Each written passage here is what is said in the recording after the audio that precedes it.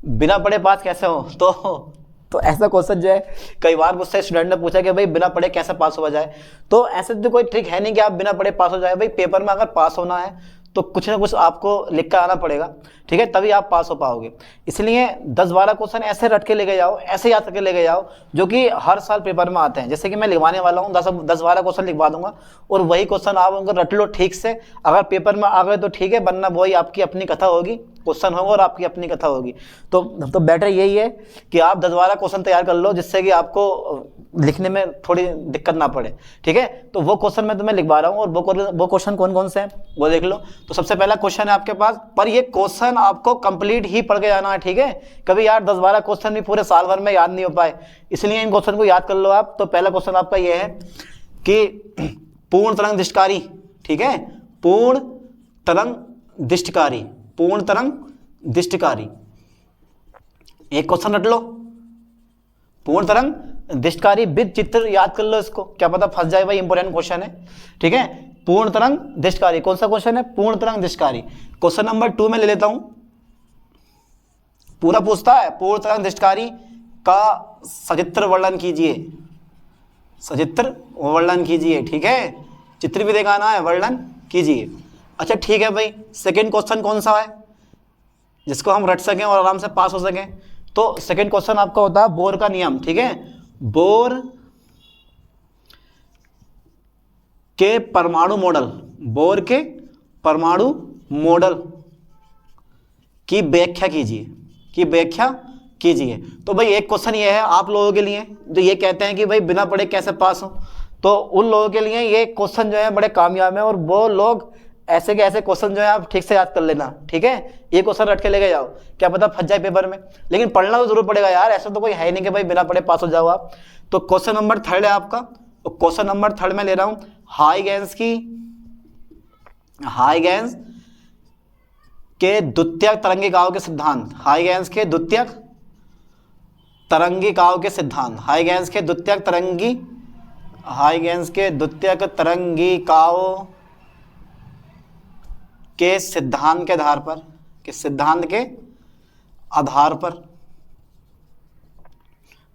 पर प्रकाश के, ठीक है, या तो पूछेगा परावर्तन या पूछेगा अपवर्तन। प्रकाश के मैं चलो अपवर्तन लिख दे रहा हूं यार, क्या पता तुम्हारी किस्मत अच्छी रहे और ये वाला क्वेश्चन फंस जाए। अपवर्तन की व्याख्या, ठीक है, पर पढ़ के लेके जाना है इनको व्याख्या, ठीक है भाई, कीजिए, बस एक छोटा सा क्वेश्चन है। इसके बाद एक क्वेश्चन नंबर 4 में लिखवा रहा हूं, मेरे अकॉर्डिंग तो भाई जो क्वेश्चन मुझे लग रहा है कि भाई ये इस साल आने वाले क्वेश्चन है और आप इनको याद भी कर सकते हो बड़ी इजीली, तो वो क्वेश्चन मेरे पास होगा। अब ये क्वेश्चन तो हो गया, चौथा नंबर देखो, संपर्क में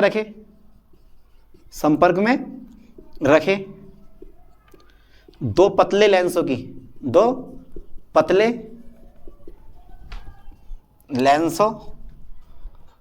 की संयुक्त फोकस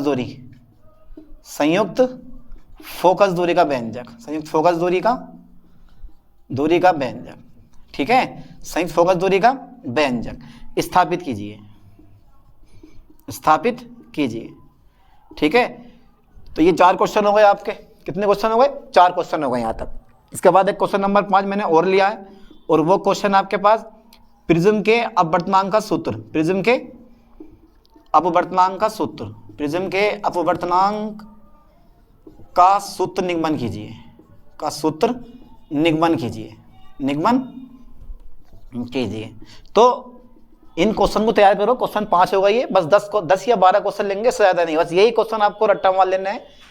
जो भी बचता आपके पास आएंगे, एक दिन बचा हो पेपर का या फिर 2 दिन बचे हो, बस ये क्वेश्चन ढंग से रट्टा मारो उनको, ठीक है। क्वेश्चन नंबर 6 में लिखवा रहा हूं आपको, क्वेश्चन नंबर 6 होगा आपका,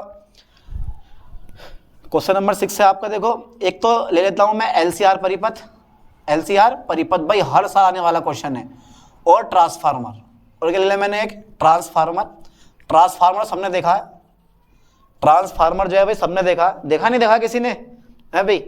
देखा ट्रांसफार्मर, ठीक है, जो रास्तों में वोल्टेज को कंट्रोल करते हैं, देखोगा आपने रास्ते के एक साइड में रखे हुए होते हैं ट्रांसफार्मर और वोल्टेज को कंट्रोल करते हैं, उसके बारे में लिखा हो, क्या कहानी है उसकी, क्या नहीं है, सिद्धांत क्या है उसका, किस सिद्धांत पे वो काम करता है, कितने प्रकार का होता है, उसकी कार्यविधि क्या, रचना क्या, सब लिख के लिखाओ, सब लिख के उसको पढ़ो ध्यान देके। इसके बाद में क्वेश्चन नंबर 7 की मैं बात करूं तो क्वेश्चन नंबर 7 है आपका फैराडे का नियम। फैराडे का नियम, ठीक है। फैराडे के 2 नियम होते हैं और दोनों के दोनों नियम रट्टा मार लेने हैं। फैराडे के नियम लिखिए, ठीक है, फैराडे के नियम लिखिए। इसके बाद जो क्वेश्चन नंबर मेरे पास 8 होता है, और वो क्वेश्चन नंबर 8 आता है तुम्हारे पास, विद्युत धारा और अनुगमन वेग में संबंध स्थापित कीजिए। ध्यान देना, विद्युत धारा और अनुगमन वेग में संबंध। क्या? विद्युत धारा तथा अनुगमन वेग में संबंध, अनुगमन वेग में संबंध, अनुगमन वेग में संबंध, ठीक है। ये क्वेश्चन आपका बहुत ही मोस्टली इंपोर्टेंट क्वेश्चन है। अनुगमन वेग में संबंध, विद्युत धारा तथा अनुगमन वेग में संबंध स्थापित कीजिए, संबंध स्थापित कीजिए। यार बड़े इजी क्वेश्चन है, इन क्वेश्चन से आप बड़ी आसानी से क्लियर पास हो सकते हो, बड़े अच्छे नंबर ला सकते हो। 10-12 क्वेश्चन आपको रट्टा मार लेने हैं ठीक से बस, ठीक है। यही क्वेश्चन वेरी इंपॉर्टेंट है आपके। तो विद्युत धारा तथा अनुगमन वेग में संबंध स्थापित कीजिए। अगर मैं क्वेश्चन नंबर 9 की बात करूं तो भाई बहुत ही मोस्ट है। दो समांतर तारों के बीच, तो समांतर तारों के बीच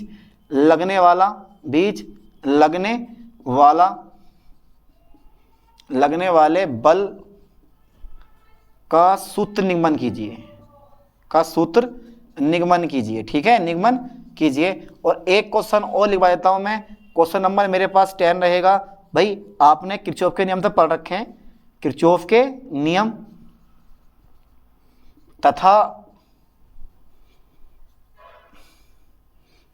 नियम तथा बीहिट-स्टोन सेतु, बहुत ही मोस्ट इंपोर्टेंट क्वेश्चन है। किरचॉफ के नियम तथा बीहिट-स्टोन सेतु, दोनों के दोनों क्वेश्चन पढ़ के लेके जाओ। एक क्वेश्चन हर साल आता है इसमें से, बीहिट-स्टोन सेतु और किरचॉफ के नियम, ठीक है। ढंग से पढ़ लेना, घर जाके इसको यानी कि आराम से पढ़ना इस क्वेश्चन को, ठीक है। इसके बाद क्वेश्चन नंबर 11, चलो एक को लिखवा देता हूं मैं, और वो क्वेश्चन है मेरे पास वैद्युत द्विध्रुव की अक्षीय स्थिति में, वैद्युत द्विध्रुव की अक्षीय स्थिति में किसी बिंदु पर वैद्युत विभव का व्यंजक, कितने क्वेश्चन हो गए? क्वेश्चन 11 हो गए, ठीक है। ये क्वेश्चन पेपर करो ताकि जो है पेपर में अच्छे से अच्छे मार्क्स ला सकें। और ऐसी कोई ट्रिक नहीं है भाई कि आप पेपर में बिना पढ़े पास हो जाएं, क्योंकि ये फिजिक्स है, कोई हिंदी इंग्लिश नहीं है जिसमें आप अपनी मर्जी से जो लिख सको। यहाँ पे तो बिल्कुल सिलेक्टेड। और एक चीज और मैं ये कहूंगा, पेपर देने से पहले ध्यान देना, क्वेश्चन को जमाना बड़ा जरूरी होता है। किसी भी क्वेश्चन को करने से पहले क्वेश्चन को जमा के आओ आप। क्वेश्चन गलत भी हो और अगर क्वेश्चन आपने ठीक से जमाया है तो आपको नंबर मिलेंगे उस चीज पे। तो क्वेश्चन को जमाना बड़ा अच्छा होता है, ठीक है। और जमाने के लिए आपको कुछ ना कुछ तो फॉर्मूले याद करने पड़ेंगे। और अगर वो क्वेश्चन या फॉर्मूले आपके याद हैं और पेपर में आप क्वेश्चन को जमा के आते हो तो आपको टीचर जो है वो नंबर दे के जाएगा जरूर।